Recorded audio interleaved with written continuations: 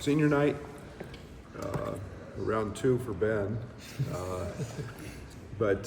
Yeah, it's always a great time of year and a sad time of year, one filled with a lot of emotion, not just the players, the group of managers that we have. You guys have all been around us to know that we've got 18 to 20 managers that spend a lot of time and effort, and my hat's off to that group of young men. They're the managers we've had here over the last 9 years have all found their way into a lot of successes, and this group will be no different. So a big thank you to them.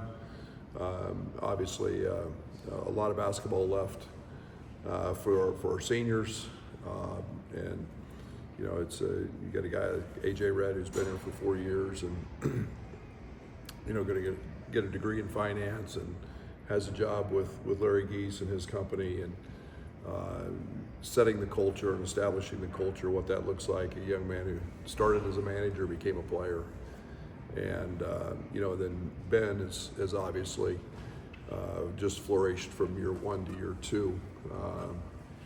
He's going to play basketball as long as he wants to play basketball, beyond here. But, math major, getting a master's degree in analytics, dedicated, committed, all of those things, and just having outstanding season. So, playing as well as anybody right now. Kylin, obviously a hometown hero that got to find his way back home, and we were excited about that when we recruited him out of high school. I think he's very fortunate and very blessed to be able to do that, play in front of friends and family in your hometown. A guy that was very understated last year in terms of how big his impact was on our team, with 11 new guys, including him, and his leadership, his helping, and his unselfishness and selfishness and growth with Kasparos, with Keaton this year has been a huge piece of their successes, and then an outstanding player as well, and been a challenge missing a month, but he never missed a beat in terms of his commitment and dedication to our program. He wears the orange and blue with tremendous pride growing up here, and something that means a lot. So three guys that have had huge impacts on our program, and a lot of basketball left, and we've got a very, very good Oregon team that's playing much better. You got a Hall of Fame coach in Dana Altman, approaching 800 wins. Has been head coach for a long time. I'm old enough that I was a player that coached against his Moberly junior college team, when he was the coach at Moberly. And then has just done it.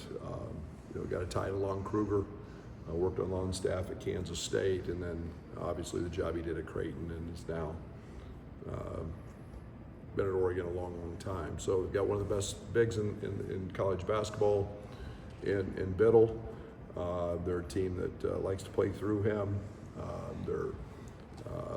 They'll play extremely hard. They'll mix up defenses,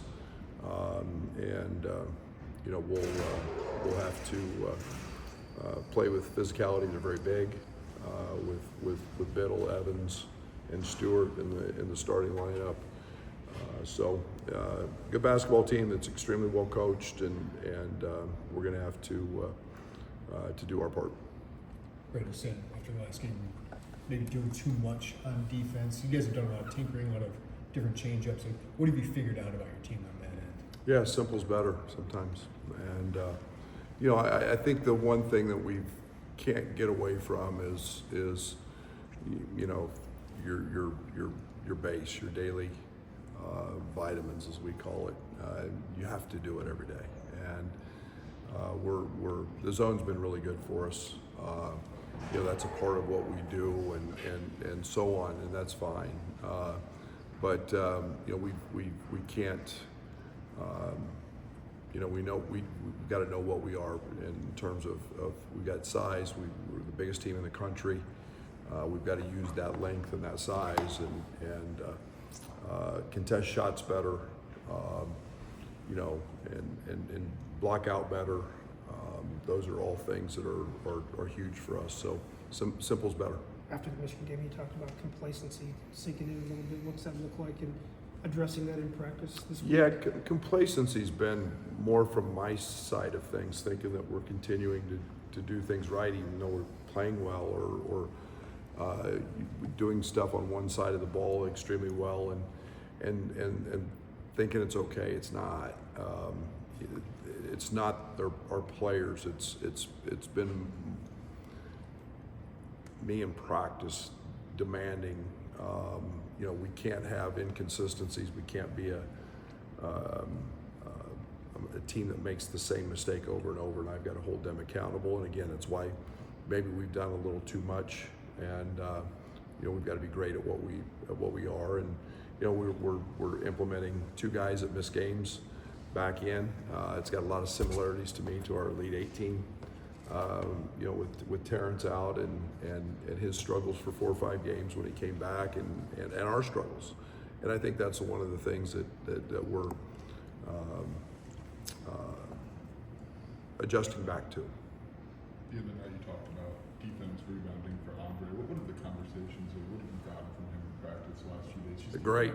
He's been phenomenal. He has absolutely been phenomenal in practice, and I think he's also the healthiest he has been in quite some time. And there's no doubt that the health of your and the comfort with which you feel has a mental approach as well. But I think he's been phenomenal in practice, and excited for that because there's no doubt we need him on both sides.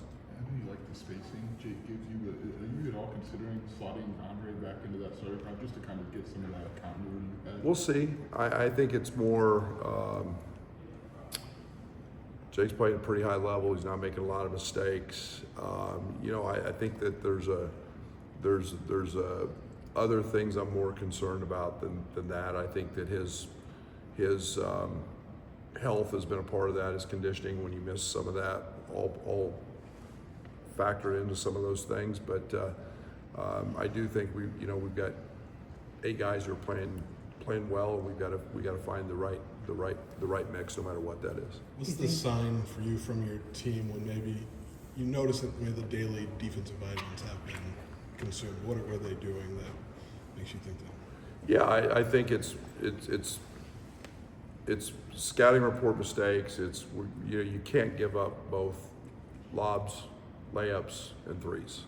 Can't give them all up, and and that's what we're doing. The analytics, we've done just incredibly huge dives. We've got pages and pages of what those things look like, and it's very numerical. It's very glaring, and so we've got to.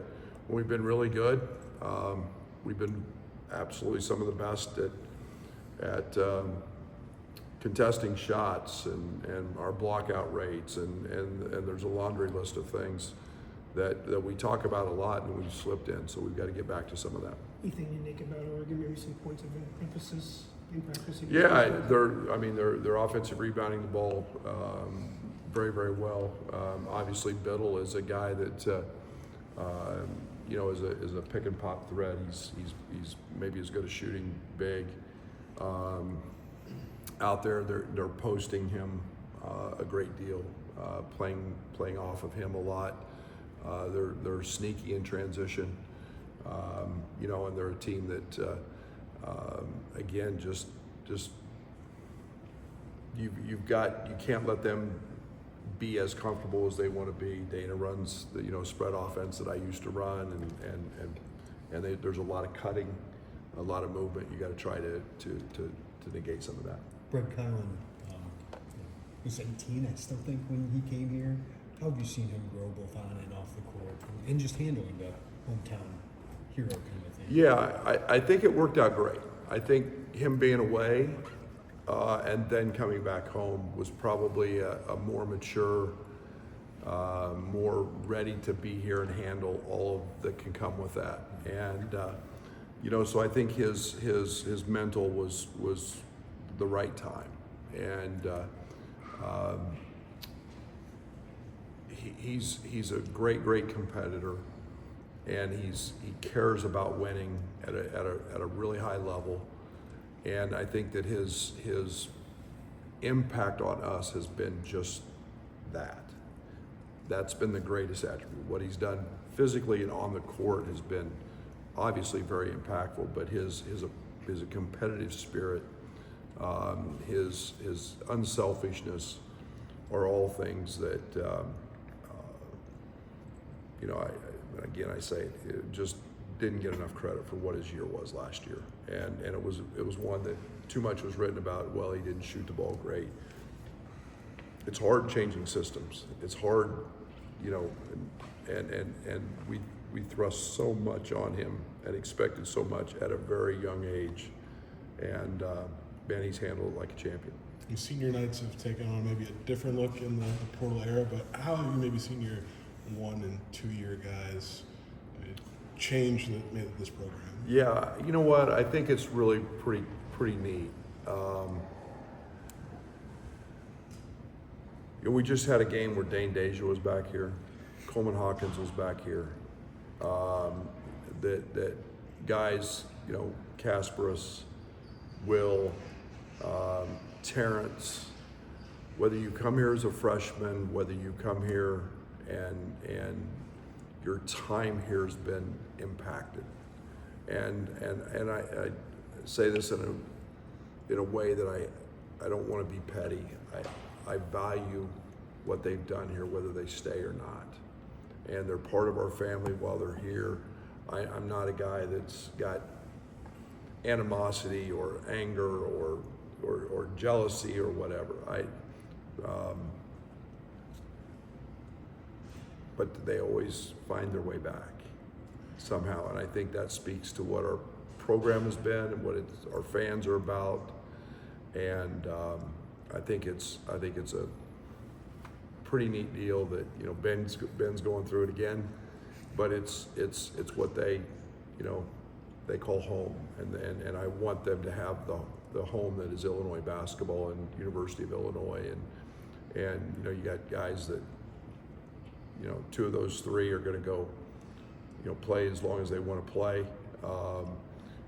AJ Red's going to work for Larry Geese and his company with a degree in finance out of our School of Business, and to me, that's what this is about. That's why I got into this, is to see young guys grow, and then to try to create an environment where home is what you make it, and I take a lot of, I think it's pretty cool, that managers alone, players want to call this home. We've seen Ben progress from a spot-up shooter to a guy who impacts games in so many different ways. Now, what kind of fosters that? Yeah, I think it's the light went on. I think competing, winning, an understanding of winning, what that looks like. I think that his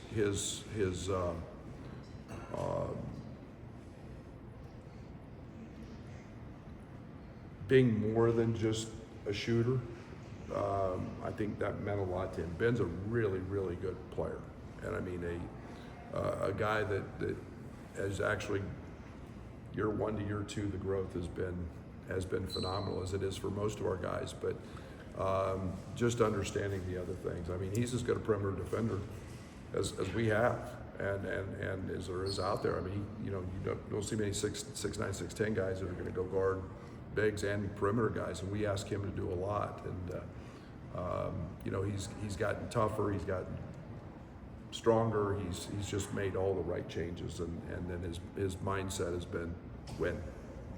You talked about Kylin's leadership when he was injured. You said he was like a coach. Could you picture him going into coaching after a playing career? And is there other guys on the roster that you think could also be pretty good coaches if they wanted to? Yeah, I think we have managers that'll be coaches. I mean, I think that's one of the things that in today's world of analytics and what that looks like, and you get a guy like Kylin that understands it. I think there's other I've said it many times. I think Ty Rogers is going to be an elite coach.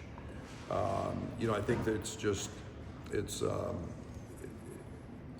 you don't ever want to label them that, because they have to have the passion to do it. They also have to want to make the sacrifices that come with coaching and raising a family and the time commitments. So that's not for everybody, but the mindset is very good. I think we have a group of guys that and Kylin's right there. I think when his time comes, if he wants to coach, it'll be a great avenue for him. You mentioned a few times just like how important AJ has been to keeping the culture since he's been here through 4 years. What other ways has he impacted the program behind the scenes? Well, one, he's got a great understanding of the game of basketball, and you know, the thing with AJ was he came here as a manager, so his unselfishness was, okay, let me do the laundry, and when, you know, let me do whatever it takes. Let me pack the bags. Let me participate in practice. Let me be a rebounder. You know, the 4:30 a.m.s with Terrence Shannon, you know, part of that, and that's unselfishness. That's putting everybody and everything above you, and then to be a top flight student on top of that, and you know, his understanding of the game is second to none. He understands us. He understands our culture, what we're about, and he talks that constantly. He's constantly, even in practice, talking with our guys about, hey, this is what we got to do here. This is what we got to do there, and I let him do it because he's spot on. I guess since he's going to work for Larry, how soon do you hit up AJ to? It's already been done. It's already been done. It's already been done. We've got, you know, probably the next practice facility or the next renovation will be the AJ Red, you know, whatever. But you know, and you don't doubt that that's going to happen. With him, he's just too smart, and you know that what he stands for. So success is, you know, going to find all these guys. Brad, it's March, and you've had some big ideas about the tournament's future in the past. Like, do you still have like an evolving sense of what the tournament should look like or could look like in the future? Yeah, I got a lot. I got a lot. I'm just right now, I'm a solo voice. You know, in that world, you know, right now we're I don't want to say we're tied. That's not the right word. We're in a contract that nothing's going to change until, I don't know, 30 or 31. But you know, I would love to see all sorts of different things with expansion and you know, and not necessarily just teams, but I think you know, what the format looks like and extending the season. I'm a big proponent, obviously, of more games, expanding the season. We don't play enough games. You know, we're going to have 110 practices, and we don't need that many. Let's go play games and understand what we're looking at. But you know, and then we have an incredible product in the NCAA tournament, March Madness, and you know, it obviously runs into April, so why not a little longer? Thanks, Brad. Thanks, Coach. Appreciate it. That was